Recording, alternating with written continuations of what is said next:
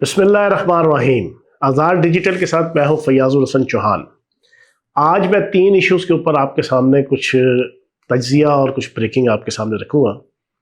پہلے نمبر پہ Indian channels میں مبینہ طور پر ایک رپورٹ بریک ہوئی ہے کہ کس طریقے سے وہاں کا حکمران اتحاد NDA انہوں نے پاکستان کے اندر تحریک انصاف کے اوپر کیا انویسٹمنٹ کی، کیوں کی اور کیسے کی، اس کے حوالے سے میں آپ کے سامنے گفتگو رکھوں گا۔ دوسری، IMF نے پاکستان کی اکانومی کے حوالے سے کچھ مثبت تاثرات کا اور مثبت خیالات کا اظہار کیا ہے، وہ میں آپ کے سامنے رکھوں گا۔ اور تیسری چیز، نورین نیازی صاحبہ نے اور علیمہ باجی نے جو پچھلے 3 دن سے پاکستان کی سیاست کے اندر حسب سابق جھوٹ، فراڈ، فریب اور دھوکے کا اور پروپیگنڈے کا جو ایک بازار گرم کیا ہوا ہے، خصوصاً اڈیالہ جیل کے باہر کا جو ڈرامہ تھا، اس کی کچھ تفصیلات آپ کے سامنے رکھوں گا۔ سب سے پہلے IMF کے حوالے سے میں گفتگو رکھوں گا کہ IMF نے ابھی تازہ ترین جو اپنے کمنٹس اور اپنی رپورٹس دی ہیں کہ ایکسٹینڈڈ فنڈ فیسلٹی پروگرام کے تحت اس نے پاکستان کی تعریف کی ہے کہ پاکستان کی اکانومی اپنے پاؤں پہ کھڑا ہو رہی ہے اور پاکستان کی اکانومی کے جتنے میکرو اکنامکس کے جو انڈیکیٹر ہیں وہ سارے کے سارے بہتری کی طرف جو ہے وہ جا رہے ہیں۔ اور انہوں نے اس بات کو بھی اپریشیٹ کیا کہ تمام شعبہ زندگی سے تعلق رکھنے والے افراد کے اثاثہ جات کا جناب اوپن کرنا، ان کو ظاہر کرنے کے حوالے سے جو پاکستان کی حکومت پالیسی بنا رہی ہے، اور پھر بیرونی جو سرمایہ کار ہیں ان کا اعتماد حاصل کرنے کے لیے جو پالیسیز بنائی جا رہی ہیں وہ قابل صد تحسین ہے۔ اب ایک طرف IMF کا موجودہ حکومت کی ان پالیسیوں کے اوپر اظہار اعتماد ہے، اور دوسری طرف صرف 2 یا 3 میں آپ کے سامنے مسائل رکھوں گا کہ تحریک انصاف کے دور میں کس طریقے سے پاکستان کی اکانومی کو ڈسٹروائے کیا گیا۔ سب سے پہلے تو جناب چین کے ساتھ معاملات بگاڑے گئے اور آپ کا CPEC کا پروگرام جناب 3.5-4 سال بالکل ٹھپ اور بند رہا۔ جو اس کا نیکسٹ فیز تھا، اس فیز کے حوالے سے کوئی کسی قسم کی ایکٹیویٹی نہیں، اور اس کے لیے پھر جناب وہ رزاق داؤد جو ان کا وزیر تجارت تھا، اس کی طرف سے الٹے سیدھے بیانات دلوائے گئے چائنا کے ساتھ ہونے والے معاہدوں کے ساتھ کے حوالے سے، جس کی وجہ سے پھر ساری کی ساری ایک سرد مہری والا ماحول بنا، اور پورے کا پورا آپ کا CPEC اور بیلٹ اینڈ روڈ پروگرام جناب وہ آپ کا بالکل ٹھپا رہا۔ پھر دوسری طرف سعودی عرب کے ساتھ پھڈا کر کے سعودی عرب کے جناب شاہی خاندان کو اور ہز ایکسیلنسی محمد بن سلمان ولی عہد کو اس کے حوالے سے جو بانی تحریک انصاف نے الٹی سیدھی باتیں اس کے محل کے اندر بیٹھ کے اور پھر اس کے اپنے طیارے کے اندر بیٹھ کے کی گئی، یہ میں سمجھتا ہوں کہ زبان زد عام ہے۔ اس کی وجہ سے سعودی عرب نے سے معاملات خراب ہوئے، اور سعودی عرب نے جو $2 ارب تیل کے حوالے سے مدد کی ہوئی تھی اور $2 ارب پاکستان کے زر مبادلہ کے ذخائر میں جمع کرائے تھے، وہ ڈسٹرب ہوئے۔ پھر ایک مثال آپ کے سامنے وہاں ان کے جناب سول ایویشن کے وزیر کی طرف سے on the floor of the house assembly میں کھڑے ہو کے اپنے ہی ملک کی جناب ایئر ویز اور اپنے ہی ملک کی جناب ہوائی کمپنی کے جناب پائلٹس کے حوالے سے ایک انتہائی الٹا سیدھا بیان کہ ان کے لائسنس جعلی ہیں، ان کی ڈگریاں جعلی ہیں، ان کو جہاز چلانا نہیں آتا، یہ انتہائی خطرناک ہے۔ یہ ایسا بلنڈر کیا گیا، پتہ نہیں انہوں نے خود اپنے فرط جذبات سے اور اپنی جہالت کی وجہ سے کیا یا پیچھے سے ایڈوائس تھی کسی ان کے بانی تحریک انصاف وزیر اعظم کی، لیکن جو بھی ہوا پاکستان نے اس کا خمیازہ بھگتا 4 سال، اور اب جا کے کہیں 5 سال اب جا کے موجودہ حکومت کی اور فیلڈ مارشل عاصم منیر کی جناب شٹل ڈپلومیسی کی وجہ سے دوبارہ سے برطانیہ اور یورپ کے اندر جناب آپ کے روٹس کھلنا شروع ہوئے۔ اب ایک طرف پاکستان کے وہ حالات تھے جس کی وجہ سے اکانومی ڈیٹریٹ ہوتی گئی، اور ایک طرف اب پاکستان کے حالات ہیں کہ جن حالات سے پہلے بانی تحریک انصاف قیدی نمبر 420 نے مسلسل پچھلے 4.25 سال پروپیگنڈا کیا کہ جناب پاکستان تباہ ہو رہا ہے، پاکستان سری لنکا بن رہا ہے، پاکستان یوگنڈا بن رہا ہے، پاکستان کینیا بن رہا ہے، پاکستان کانگو بن رہا ہے، پاکستان ڈیفالٹ ہو رہا ہے، پاکستان کا ستیہ ناش پھر رہا ہے، وہ کہہ کے تھک گیا، کہلوا کے تھک گیا۔ لیکن اللہ پاک کی ذات کے فضل و کرم سے، نبی پاک کے صدقے آج پاکستان اپنے پاؤں پہ کھڑا ہے، اور تمام انٹرنیشنل فائنینشیل آرگنائزیشنز، تمام انٹرنیشنل فائنینشیل ادارے انکلوڈڈ IMF، world bank, Asian development bank, وہ پاکستان کو اپریشیٹ کر رہے ہیں. ایک تو یہ جناب آپ کے سامنے فرق ہے. دوسرا، انڈین میڈیا کے اندر ایک مبینہ طور پر کل سے ایک رپورٹ چل رہی ہے. رپورٹ یہ ہے کہ این ڈی اے جو حکمران اتحاد ہے نریندر مودی سریندر مودی کی سربراہی میں، جس نے ابھی تازہ بہار کا الیکشن 2 نمبر طریقے سے، فیک طریقے سے دھاندلی زدہ الیکشن جیتا، اس کے حوالے سے رپورٹ یہ ہے کہ انہوں نے پچھلے 5-6 مہینوں میں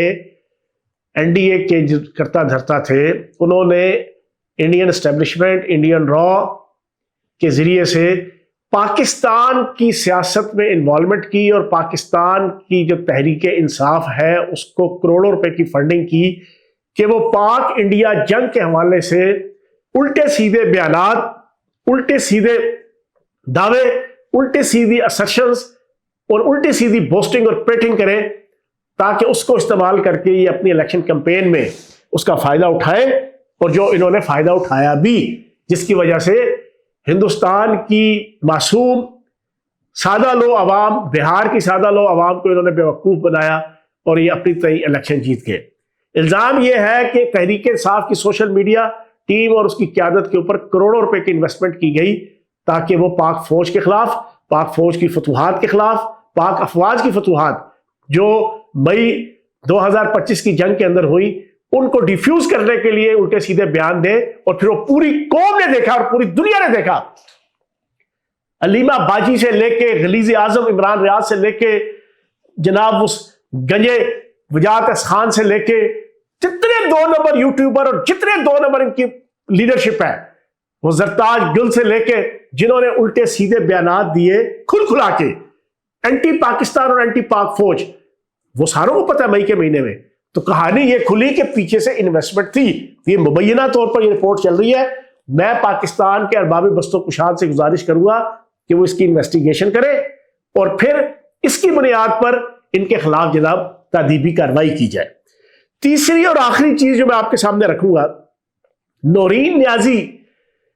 نے اپنی بہن علیمہ باجی کے ساتھ مل کے آج سے 2 دن پہلے ایک ڈرامہ کیا، اور اس ڈرامے کا نام ساس بھی کبھی بہو تھی سے بھی زبردست ڈرامہ تھا جناب، انڈین چینلز میں جو چلتا رہا ہے، اس سے بھی گیا گزرا ڈرامہ. ڈرامہ کیا ہے جی کہ نورین نیازی کو گھسیٹا گیا، گھسیٹ کے جناب رگڑا دیا گیا، اڈیالہ روڈ پہ ظلم کر دیا، جبر کر دیا، استحصال کر دیا، کربلا 2 جناب واقعہ ہو گیا، اور جناب دنیا کے اندر ظلم اور جبر اور استحصال کی ایک اعلیٰ اور عرفہ مثال قائم کر دی گئی، اور اس کے اوپر رونا دھونا، اس کے اوپر 2 ٹکے کا جناب بندہ، ان کے کوئی جناب ایم پی اور نمائندے آ کے اڈیالہ جیل کے باہر پولیس کے ایس ایچ او کو، پولیس کو، انتظامیہ کو ننگی گندی گالیاں اور ڈائلاگ بازی اور بارکنگ ڈاگ سیلڈم بائٹ کے مزداق جو بھونکتے ہیں وہ کاٹتے نہیں ہیں، وہ والے کتوں کی طرح جناب وہ لگے ہیں سارے کے سارے. لیکن حقیقت کیا ہے؟ حقیقت یہ ہے کہ بانی تحریک انصاف اور ان کی فیملی اور ان کی سوشل میڈیا ٹیم، ان کا وتیرہ یہ ہے کہ یہ فیک نیوز کی ہانڈی کے نیچے نا جھوٹ کی آگ لگاتے ہیں، اور لگا کر اس میں پراپوگنڈے کا جو دودھ ہے نا اس کو ابالتے ہیں، اور اس ابال میں سے ڈالرز کی ملائی اتارتے ہیں، اور وہ بڑے شوق سے کھا رہے ہیں. پچھلے 4 سال سے تو جناب یہی ڈرامہ ہے. یہ والا بھی ایگزیکٹ وہی ڈرامہ تھا. میں چیلنج دے کے کہتا ہوں کہ مجھے نورین نیازی کو گھسیٹنے کا، اس کے اوپر انتہائی 3rd گریڈ کے کوئی ٹارچر کا جو ان کا دعویٰ ہے، اس کی کوئی ایک ویڈیو نکال دیں. ویڈیو ملے گی، وہ بیٹھی ہوئی ہے، کیمرہ مین کیمرہ بنا رہے ہیں، یہ رونا دھونا کر رہے ہیں، کوئی ایک کنیز جو ہے نا وہ گالیاں نکال رہی ہے، کوئی دوسری کنیز ان کی آنکھوں کو جناب سے آنسو جناب نکال رہی ہے. یہ جھوٹ اور فراڈ اور فریب کے آنسو بہانے لگی ہوئی ہے، ہائے میرے پہ ظلم ہو گیا، ہائے میرے پہ جبر ہو گیا، اور پھر سارے سوشل میڈیا پہ باہر سے لے کے اندر تک سارے کتورے سارے جناب بہو بہو بہو بہو بہو بہو اور چو چو کرنے لگے ہوئے ہیں. حقیقت یہ ہے جو میری رپورٹ ہے، کسی قسم کا نورین نیازی کو نہ گھسیٹا گیا، نہ اس کے اوپر تشدد کیا گیا. حقیقت یہ ہے کہ رات گئے تک انہوں نے اڈیالہ روڈ کو بلاک کیا ہوا تھا اپنی طرف سے دھرنا دے کے. دنیا کے کسی سیولائز اور ان سیولائز معاشرے کے اندر کسی قیدی کی رہائی اس طرح کے مظاہروں کے ذریعے سے نہیں ہوتی. اسپیشلی کرپشن، بدیانتی، ٹکے ماری، پیدا گیری، نوسر بازی، embezzlement کا جو مجرم ہوتا ہے، جو ملزم ہوتا ہے، اس کی رہائی اگر اس طریقے سے ہونے لگے تو پھر پوری دنیا کے اندر سولائز ان سولائز معاشروں کے اندر لوگ جناب جتھے کے جتھے اٹھے، جیلوں کے باہر آ کے سڑکیں بلاک کر کے اپنے قیدی رہا کرا کے یہ جا وہ جا. یہ نہیں طریقہ ہوتا. رہائی ہمیشہ کورٹس کے ذریعے سے ملتی ہے، عدالتوں کے ذریعے سے ملتی ہے، پروسیکیوشن کے ذریعے سے ملتی ہے، دلیل اور ثبوت کے ذریعے سے کیس لڑنے سے ملتی ہے. انہوں نے وہاں پہ دھرنا دے کر پوری کی پوری سڑک بلاک تھی. انتظامیہ، وہاں کی عوام، وہاں کے لوگ، اس رستے پہ پنڈی آنے اور جانے والے لوگ، گاڑیوں میں، موٹر سائیکلوں میں، ٹرکوں میں، ٹرانسپورٹیشن، جو تجارت وہاں پہ اس رستے سے جناب سزوکیوں پہ، ٹرالوں پہ، ٹریلوں پہ، جس پہ بھی ہو رہی تھی، سب ڈسٹرب تھا. رات ہو گئی، رات گئے، انتظامیہ پولیس نے ملتے ترلے کیے کہ آپ کا ہو گیا، آپ کا جناب کوریج ہو گئی، آپ کی میڈیا کی، سوشل میڈیا کی، آپ کی نمائندگی ہو گئی. لیکن انہوں نے ضد پکڑی رکھی. تب جناب خواتین پولیس، لیڈی پولیس ورکرز نے، لیڈی پولیس اہلکار نے ان کو وہاں سے بٹھا کے گاڑی میں چکری جا کے چھوڑ دیا. اس کے اوپر پھر دوبارہ سے میں وہی بات کروں گا کہ فیک نیوز کی ہانڈی میں جھوٹ کا جناب نیچے آگ لگا کر اور پروپیگنڈے کا دودھ ڈال کر ڈالرز کی ملائی اتار کے کھائی جا رہی ہے. اور اس میں اگر کوئی ماہر ہے تو وہ قیدی نمبر 420 اور اس کا پورا ٹبر ہے. لیکن اس میں جو ایک بات آخری آپ کے سامنے رکھوں گا، میری انفارمیشن یہ ہے کہ علیمہ باجی نے نورین نیازی کو اس پہ راضی کیا کہ تم یہ والا ڈرامہ کرو، ہم دونوں مل کے، ساری بہنیں مل کے یہ کرتے ہیں. اس کے پیچھے کی کہانی کیا ہے؟ ایک پوائنٹ آف ویو یہ ہے، ایک سکول آف تھاٹ یہ ہے، علیمہ باجی نے اپنے بچے شیر شاہ سے لے کے باقیوں کو جو بچایا ہوا ہے، جو ڈیل شیل کی ہوئی ہے، جو سارے معاملات چلائے ہوئے ہیں، اپنے بھی جناب اس کے وارنٹ گرفتاری ہیں، گرفتاری نہیں ہو رہی. ساری قوم پوچھتی ہے یار عجیب بات ہے، وارنٹ گرفتاری 10 دفعہ جاری ہوئے اور اب اس کو پکڑا بھی گیا، جا کے اس کو چھوڑ دیا. کیوں؟ جناب وہ پنجابی کا ایک بڑا گندا سا محاورہ ہے کہ کتی چورانہ رلی ہوئی ہے. اب مسئلہ یہ ہے، میری رپورٹ یہ ہے کہ پاکستان کی ریاست تنگ آ گئی ہے ان کے اس دادی ویڑے اور ماسی ویڑے سے. وہ شاید فیصلہ کر رہی ہے کہ قیدی نمبر 420 کو مچھ جیل میں بھیج دیا جائے. اب اس کے لیے ماحول بنانے کے لیے علیمہ باجی کو حسب سابق کہ جس کے معاملات اسٹیبلشمنٹ کے ساتھ اس طرح تیار ہے، بالکل سٹ جا رہے ہیں فرام ڈے فرسٹ سے، اس کو تیار کیا گیا ہے کہ وہ اپنی باقی سادہ لو دونوں بہنوں کو راضی کرے، اس طرح کے کوئی ڈرامے کرے، مار دھاڑ کرے، چکر بازی کرے، میڈیا کے اندر ہائپ کریٹ ہو، لا لیسنس کریٹ ہو، اس کو بنیاد بنا کے پاکستان کی ریاست قیدی نمبر 420 کو مچھ جیل بھیج دے گی. پھر نہ 9 من تیل ہوگا، نہ رادہ ناچے گی. پھر پتہ چلے گا ان میں سے کتنے جیلیں وہاں مچھ جیل میں ہر منگل اور جمعرات کو جا کے نگدا کوکا کے اوپر لنگی ڈانس کریں گے. جو نا یہ اندر کی کچھ کہانیاں تھی وہ آپ کے سامنے رکھی. بات آخری، اللہ پاک پاکستان کو محفوظ رکھے، اللہ پاک پاکستان کو تعمیر و ترقی کی راہ پہ گامزن کرے،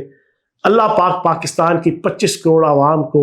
بیرونی طاقتوں کے گندے اور غلیظ عزائم سے دور رکھے، اللہ پاک پاکستان کے اندر امن و امان اور پاکستان کی عوام کو سکھ اور چین نصیب کرے. یہ ہماری دعا ہے. وما علینا الا البلاغ.